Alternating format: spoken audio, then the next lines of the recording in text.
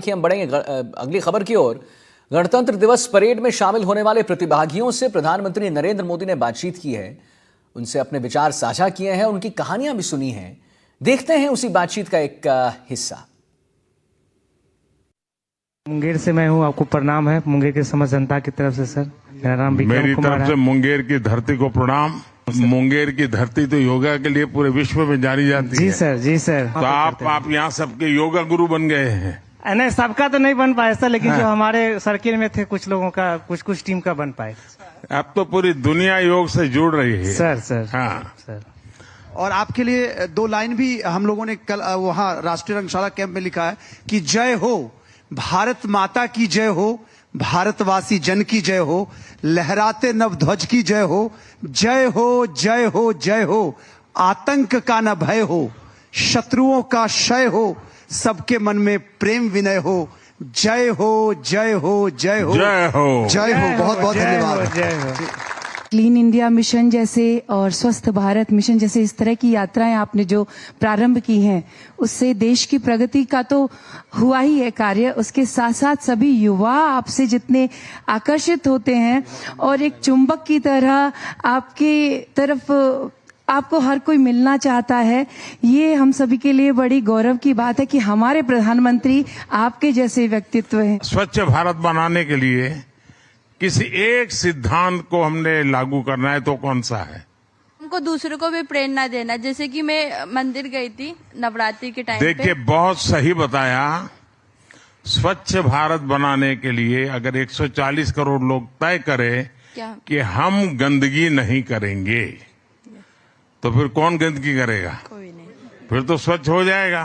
आप मेरे इंस्पिरेशन हो, तो मेरे को आपसे कुछ पूछना था कि लाइफ में सक्सेस पाने के लिए मुझे क्या करना पड़ेगा और what is the actual definition of success?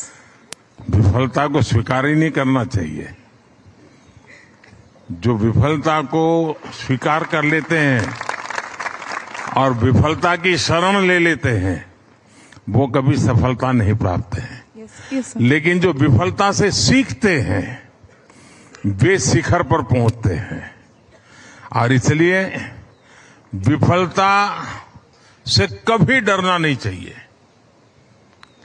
विफलता से सीखने का जज्बा होना चाहिए, और जो विफलता से भी सीखता है वो शिखर पर पहुंच के ही रहता है। और देखिए दिल्ली के कर्तव्य पथ पर कल गणतंत्र दिवस की परेड होने वाली है, और इस बार परेड में क्या खास है, इसे लेकर परेड कमांडर और दिल्ली एरिया के GOC lieutenant general Bhavnish Kumar से हमारे सहयोगी राजीव रंजन ने बात की है। आइए आपको दिखाते हैं। कर्तव्य पथ पर गणतंत्र दिवस परेड की तैयारी कैसी है, कौन कौन से हथियार आ रहे हैं और किस तरह के आ रहे हैं, बात करने के लिए हमारे साथ हैं parade commander lieutenant general Bhavnish Kumar. क्या है इस बार गणतंत्र दिवस परेड में सर? इस वर्ष की गणतंत्र दिवस परेड हमारे लिए बहुत महत्वपूर्ण है। हमने 75 साल पूरे किए हैं अपना जिस समय से संविधान को लागू किया 1950 में, और इस वर्ष की परेड हमारी 76th रिपब्लिक डे परेड होगी। परेड शुरू होने से पहले हमारे माननीय प्रधानमंत्री जी हमारे देश को लीड करेंगे राष्ट्रीय युद्ध स्मारक में जाके उन शूरवीरों को श्रद्धांजलि देके जिन्होंने हमारी देश की सुरक्षा के लिए अपने प्राणों की आहुति दी।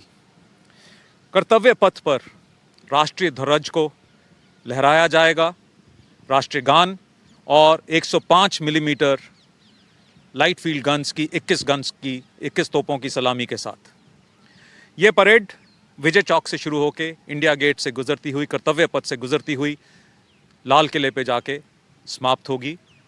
और इस परेड में मुख्य हाइलाइट्स इस साल की इस क्या प्रकार खास है, क्या कुछ खास ये है, टोटल अगर देखा जाए 17 मार्चिंग कंटिंजेंट्स हैं, जिसमें से एक हमारी फ्रेंडली फॉरेन कंट्री इंडोनेशिया की मिलिट्री फोर्सेस की मार्चिंग कंटिंजेंट है, और 16 भारतीय मार्चिंग कंटिंजेंट्स हैं, जिसमें से 6 भारतीय सेना की हैं, the brigade of guards, the Jat regiment, the Mahar regiment, the Garhwal regiment, the JAK rifle regiment and the corps of signals, एक इंडियन नेवी, इंडियन एयरफोर्स की, और 5 मार्चिंग कंटिंजेंट्स हमारी paramilitary forces, central arm police forces और Delhi police की है।